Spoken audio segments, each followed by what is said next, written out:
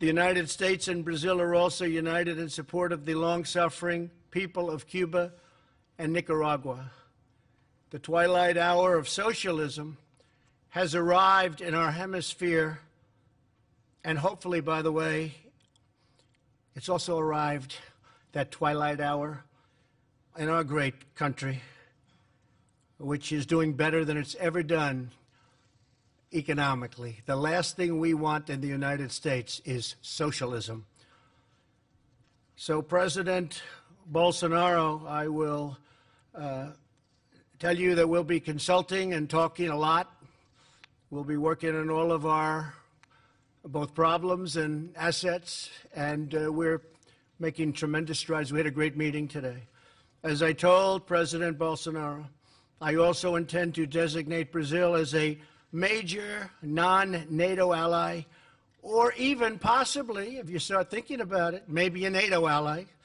Have to talk to a lot of people, but maybe a NATO ally, which will greatly advance security and cooperation between our countries. Our nations are already working together to protect our people from terrorism, transnational crime, and drugs and weapon trafficking. Also human trafficking, which has really become something that's come to the forefront of crime. Horrible, horrible situation. We look forward to an even deeper partnership and working together. In our meetings, we also discussed the strong economic ties between our nations grounded in the principles of fairness and reciprocity, my favorite word, reciprocity. President Bolsonaro and I are both committed to reducing trade barriers, facilitating investment and supporting innovation across a range of industries, particularly energy, infrastructure, agriculture, and technology. The President's vision for freeing the private sector and opening the economy is the right way for Brazil to achieve strong economic growth, and our great companies are ready to go when that table is flat and free. To improve our business relationships, we have revived the U.S.-Brazil CEO Forum, and we have started a new U.S.-Brazil Energy Forum. We welcome Brazil's aspirations to join Organization for Economic Cooperation and Development, a laudable goal and one that will make Brazil's status as a developing and developed country. We also hope that all of us will be able to work together, all nations. I'm also pleased to announce that after 20 years of talks, we are finalizing a technology safeguards agreement to allow U.S. companies to conduct space launches from Brazil. It's actually an incredible location when you study it and when you see it. We won't go into it now, but because of the location, tremendous amounts of money would be saved. To put it very simply, the flights are a lot shorter. Brazil's proximity to the equator makes it an ideal launch location. My administration is committed to reviving America's proud legacy in space. We're looking very strongly, as you know, and working together with everybody on Space Force, and we are grateful for Brazil's partnership.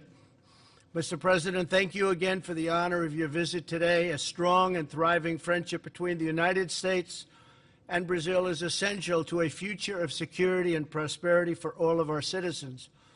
It's been a wonderful time getting to know you. You're doing a fantastic job. You brought the country together, and I look forward to working with you in a very close relationship for many years to come. Thank you. Thank you very much. Mr. President, thank you very much. Excelentíssimo senhor Donald Trump, Presidente dos Estados Unidos da América, President of the United States of America, my cabinet ministers, members of the delegations joining us in this session today, both from Brazil and from the U.S., ladies and gentlemen, media professionals, other guests. Thank you very much, President Trump, for your warm hospitality. It is an honor for us to be in Washington as part of my first bilateral trip ever since I was elected president of Brazil. I would like to use the opportunity, by the way, to invite you to reciprocate this visit, because you will indeed be very welcomed by the Brazilian people at large. We do share a great deal in common. I have always admired the United States of America, and this sense of admiration has just increased after you took office at the presidency. This meeting of ours today restores an old tradition of partnership, and at the same time it starts a new chapter of cooperation between Brazil and the United States. Inasmuch as today we have revisited and have again decided to promote matters that were on our order of business for decades. It is time to overcome old resistances and explore the very vast potential that is there between Brazil and the United States. After all, it is fair to say that today Brazil does have a president who is not anti-American, which is really unprecedented in the past few decades. The reforms we are currently undertaking have changed Brazil into an even more attractive country. We are strongly committed to striking a proper balance in government accounts and also, of course, totally changing the business environment. U.S. support to Brazil's accession to the OECD will be clearly interpreted or construed as a gesture of mutual understanding, which will be very emblematic as part of the closer and closer ties we aspire to. The private sectors of both countries should remain a high-profile player in our relations, and that is why we have decided to restore the CEO forum between Brazil and the U.S. We also intend to attach priority to relaunching an energy forum with an emphasis on oil, gas, and other sources of energy. The Brazilian government, as a sign of goodwill, has granted full visa exemption to U.S. nationals with a view to further encouraging tourism and business travels. On the defense and space cooperation work front, we have signed a technology safeguards agreement, which will in turn enable the Alcântara Satellite Launch Center. Military cooperation has also expanded as we seek out partnerships in the development of defense systems. Science, technology, and innovation activity can certainly be expected to take on an increasing role as part of our bilateral agenda. Hence, our proposal to launch an innovation forum between Brazil and the U.S. Efforts to tackle terrorism and organized crime is a matter of utmost urgency for our two peoples. We have decided to strengthen our bilateral security forum and do more against money laundering and drug trafficking. Re-establishing democracy in Venezuela is also a shared interest between our two administrations. The dictatorial regime in Venezuela today is part of a broader international coalition known as the Sao Paulo Forum, which nearly conquered power throughout Latin America in recent times. However, by democratic means, we were able to rid ourselves from that project in Brazil. In conclusion, may I say that Brazil and the United States stand side by side in their efforts to ensure liberties and respect to traditional family lifestyles, respect to God, our Creator, against the gender ideology or the politically correct attitudes, and against fake news. Drawing inspiration from Ronald Reagan, I wish to bring to Brazil his administration style as summarized in the following citation. People should say what the government can do and not the other way around. The United States changed in 2017 and Brazil has just started to change now in 2017. We stand together side by side to the ultimate benefit of our two nations. We want to have a great America, yes, and we also want to have a great Brazil. Once again, may I voice my admiration and recognition to President Donald Trump on this beautiful day where we seal a promising alliance between the two most promising and largest democracies in the Western Hemisphere. May God bless Brazil and may God bless the United States of America. Thank you very much, Mr. President. So we'll take a couple of questions. Roberta Rampton, please. Roberta. Reuters. Thank you. Thank you very much, Mr. President. On Venezuela, you did the tough sanctions and you sent the aid, but it seems like Maduro is no closer to leaving. And I'm wondering if you're getting worried about losing momentum, and how long are you being told that this is going to take? I'm not being told any specific time. They've been there a long time, between him and his predecessor. At some point, I would imagine things will change, but we really haven't done the really tough sanctions yet. We can do the tough sanctions, and all options are open, so we may be doing that. But we haven't done the toughest of sanctions, as you know. We've done, I would say, right down the middle. But we can go a lot tougher if we need to do that. But it's a very sad thing. We're not looking for anything other than taking care of a lot of people that are starving and dying in the streets. What's happening there is a disgrace. This was one of the wealthiest countries in the world. And all of a sudden, it's it's grief-stricken, poverty-stricken, no food, no water, no air conditioning, no anything, no power. For a long time last week, no power. And that's going to break down again because it's being held together by threats. So it's very sad, Roberta, very sad to see. Okay. May I ask President Bolsonaro? President Bolsonaro, are you open to the idea of allowing a U.S. base or U.S. military personnel, a military presence in Brazil to provide support on the border with Venezuela? And is that something that you talked about with President Trump today? Yeah, we have discussed the possibility of Brazil becoming a great allied extra NATO. Recently, we requested that food was sent through Boa Vista, the capital of Roraima State, through or Friends from America, so that humanitarian aid was provided to Venezuela. At this point in time, this is where we stand. So for as much as it's possible for us to do together to sort out the issue of the Venezuelan dictatorship, Brazil will be more than willing and ready to fulfill this mission and take freedom and democracy to that country, which up until recently was one of the wealthiest countries in South America. But nowadays, people are starving to death. They are suffering violence, lack of medication. It's something terrible that's going on in there, and we need to put an end to this issue, which is pervasive to the whole wide world.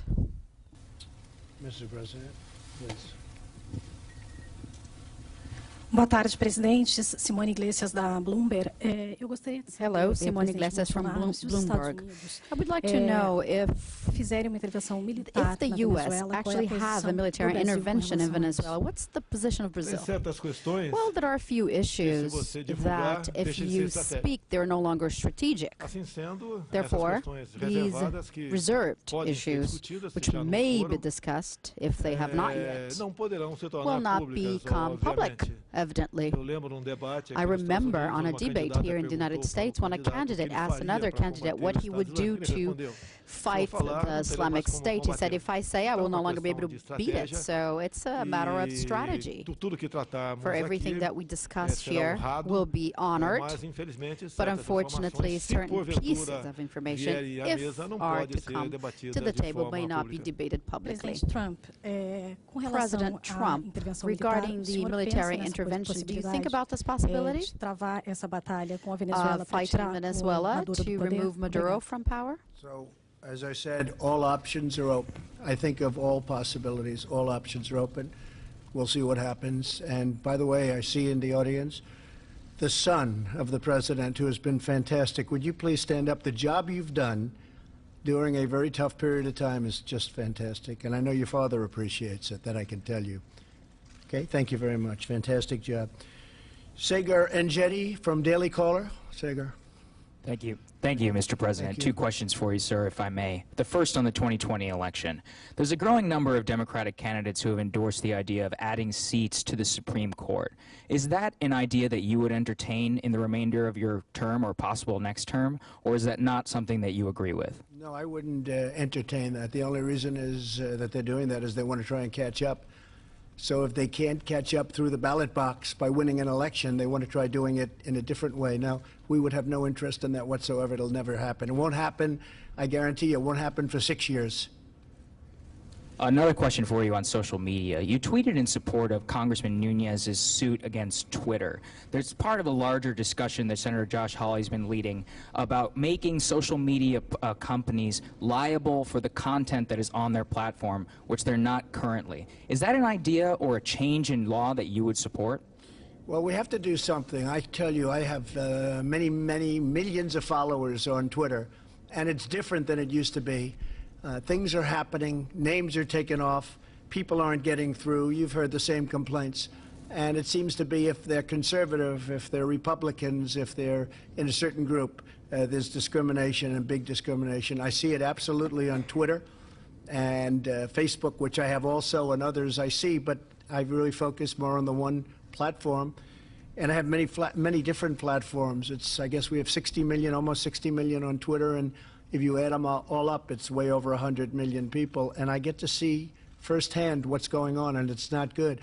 And we use the word collusion very loosely all the time, and I will tell you there is collusion with respect to that, because something has to be going on. And when you get the back office statements made by executives of the various companies, and you see the level of in many cases, hatred they have for a certain group of people that happen to be in power, that happen to have won the election, you say that's really unfair. So something's happening with those groups of folks that are running Facebook and Google and Twitter, and I do think we have to get to the bottom of it. It's very fair. It's collusive, and it's very fair to say that we have to do something about it. And if we don't, you know, the incredible thing is that we can win an election, and we have such a stacked deck. And that includes networks, frankly. You look at the networks, you look at the news, you look at the newscasts. I call it fake news.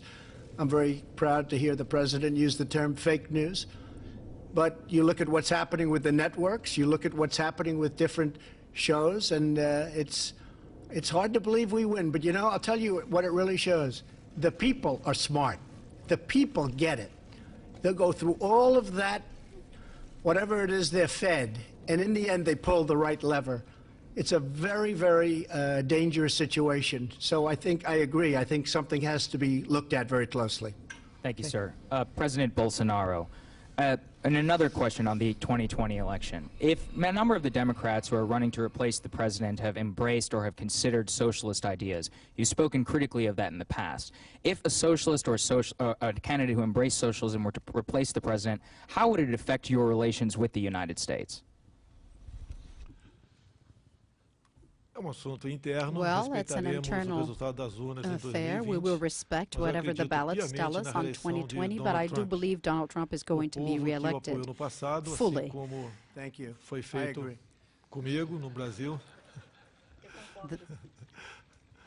Yeah, this was the same what happened to me. I think everyone will repeat their vote here in America.